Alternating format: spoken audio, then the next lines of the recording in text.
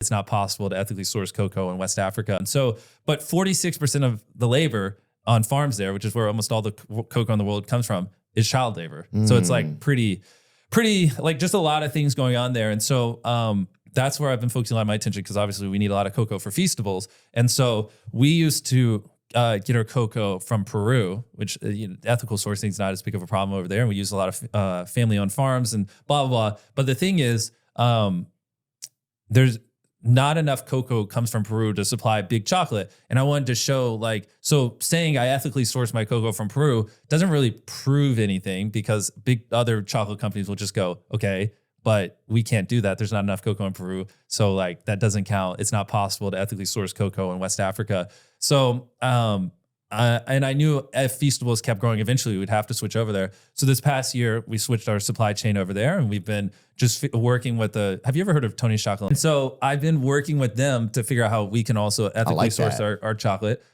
because they're the only ones really doing it. And so like all our farmers were fair trade certified, and then we pay our farmers a living income, because a big reason why there's child labor is because farmers in West Africa just don't make enough money. So it like, that is like, if you're to rank the issues, like the number one issue is just income. They won't be able to live, which then means they'll be forced to use child labor, because if not, it's like that's the only way they'll be able to survive.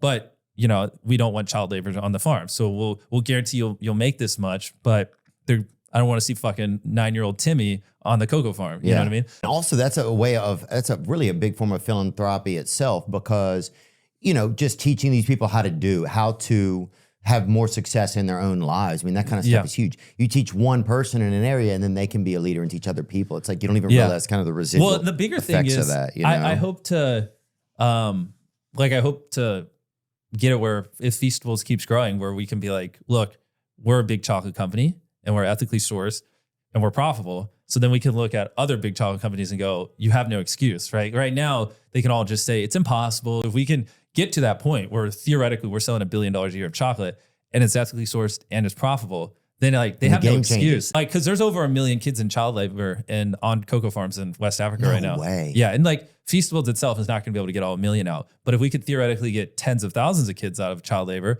and then use that in my platform and stuff like this to bully everyone else, then hopefully that can create a snowball that gets hundreds of thousands of kids out of child labor.